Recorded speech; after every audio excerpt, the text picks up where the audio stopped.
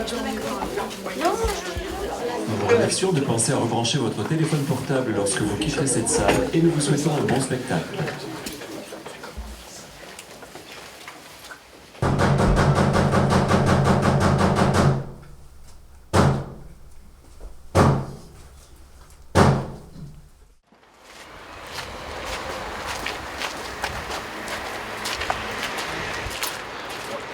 Donc c'est en 1990 qu'on a commencé à créer la compagnie La Strada qui a aujourd'hui 25 ans et qui est à l'origine du projet du Théo-Théâtre. Alors la première chose, c'est un spectacle que Olivier monte qui va être La Double Inconstance, sur lequel je vais le pousser à monter sa compagnie théâtrale.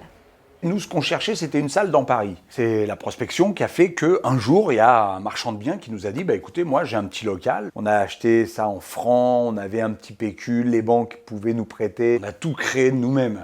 Voilà, je monte le théâtre tel qu'il était avant. J'ai peint les murs en blanc, etc. J'ai tout nettoyé. Et voilà, on en a fait un local dans lequel on essaie d'y mettre tout ce qui me paraît bien pour les spectacles, quoi, en fait. Nous n'avions pas de gros besoins financiers. Et puis on y croyait, quoi. On était des passionnés. Et on est passionnés depuis 20 ans. Donc on a remonté nos manches, et puis on y a cru, et puis on y est, quoi. C'est un théâtre qu'on a voulu au départ appeler le théâtre des bonimenteurs. Après on s'est dit non, parce que bonimenteur, c'est quand même quelqu'un qui va te vendre du rêve. Et puis on est rue Théodore Deck, donc on s'est dit, tiens, Théodore, Théo, théâtre, ça fait TT, voilà, c'est ça, Théo, théâtre, et ça fait tuer au théâtre aussi. Donc il y a pas mal de petits jeux de mots comme ça qui se sont imposés d'eux-mêmes. C'est petit à petit moi qui me suis occupée de la programmation, et Olivier vraiment s'est spécialisé dans tout ce qui était pédagogique. Je crois qu'il faut montrer aux gens, aux nouveaux élèves surtout, ce dont on est capable de faire, où est-ce qu'on peut les emmener et ce qu'ils peuvent faire ici, toute la liberté qu'ils peuvent avoir ici à venir chez nous prendre des cours.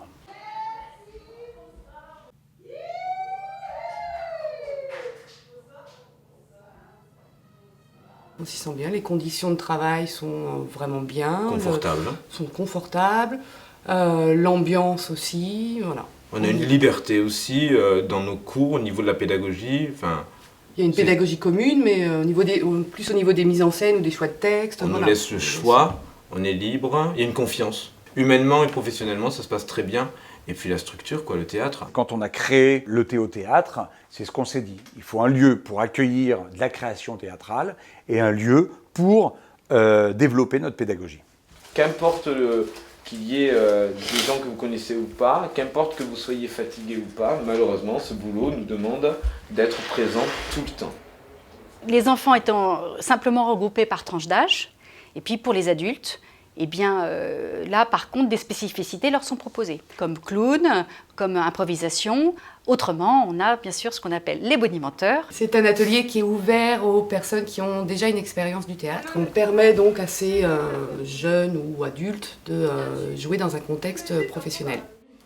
Une sorte de sphinx ? Mais non, je rigole. De savoir qu'on a 5 représentations à la fin de l'année, ça met un peu la pression. Même si c'est une famille, qu'on rigole, qu'on passe énormément de bon temps ici, on est aussi là pour les cours et on fait la part des choses pendant les 2 heures qu'on a chaque semaine, on rigole, mais quand on doit bosser, on bosse et ça on le fait sérieusement. On essaie ce soir et si vraiment tu ressembles à rien et tout, je dis ouais c'est bon d'accord, j'ai compris. Mais je pense pas non plus. On a entre 60 et 64 heures de cours. Qui est très très peu pour monter un spectacle. On a tout de suite le truc de se dire ça va être très difficile, on va jamais y arriver, comment on va faire? Et au final, à la fin de l'année, je pense aussi bien les metteurs en scène que nous, on est hyper impressionnés de ce qu'on a pu fournir et c'est une vraie joie de se dire qu'on en est arrivé là. Tu trembles, tu as peur pour moi. J'ai mon armure d'acier blanc et mon épée de bois. L'idée c'est de leur faire comprendre qu'ils font partie d'un groupe et que faire du théâtre, c'est aussi une responsabilité. C'est un engagement surtout. Surtout à partir du moment où on a choisi le texte, il s'engage dans un projet, et un projet qui est collectif. Après, c'est en fonction de la sensibilité de chacun. Je crois que là, le metteur en scène, il a une sensibilité au niveau de sa capacité à essayer de mettre sur pied quelque chose qui n'est pas fait pour être lu. Je veux dire, le théâtre, ça ne se lit pas. Le théâtre, ça se joue. Alors, On va travailler, on va devoir répéter. Ceci est un paquet de figurines. Bien. Bien, bien, Clara. À 4, on dit c'est raté. On y va. 3 à 4, c'est raté. Elle ne le dit même pas. Tu peux pas le dire c'est raté, s'il te plaît, à 4. 3 à 4. C'est raté. Voilà, c'est ça. Tu la regardes. Là, tu peux le regarder. Dès qu'on peut, et si on peut, on fait intervenir d'autres intervenants qui ont des qualités que nous n'avons pas, parce que le théâtre, c'est vaste. On ne maîtrise pas tout, donc autant profiter justement de cette richesse-là des autres. À la fin de cette scène, vraiment, non, rien, de suite. Elle était très basse, alors je sais bien qui parle, mais c'était très petit. On a toujours le même fond, c'est que ce lieu perdure et que ce lieu existe et que ce lieu vive dans la bonne intelligence. Ce théâtre fonctionne comme une grande famille. Tout le monde a des idées, par exemple, sur les mises en scène différentes, mais du coup, quand les uns vont voir les mises en scène des autres, ça nourrit l'imaginaire. Et c'est aussi important, je pense. Il n'y a pas ici un seul intervenant qui ne soit pas ou comédien ou metteur en scène, par ailleurs, en dehors des ateliers. Nous sommes des enfants de la balle, c'est-à-dire qu'on est nous-mêmes aussi comédiens, nous-mêmes aussi metteurs en scène, et qu'on se confronte aux mêmes difficultés que nos élèves, que les compagnies qu'on accueille. Tout le monde reste artiste.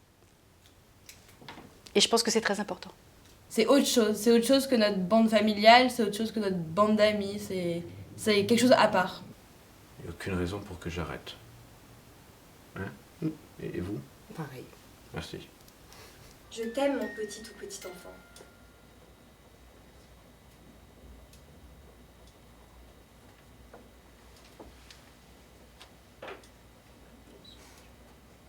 Et le grand défilé des chagrins amassés et du noir à broyer peut commencer. Youplabou, et en voiture, Simone. Ne m'appelle pas papa. Je ne suis pas ton père, merde. Je suis ton mari, merde. L'homme qui, par amour, t'a demandé en mariage, merde. Il y en a qui sont partis faire des expériences ailleurs, hein, mais ils reviennent.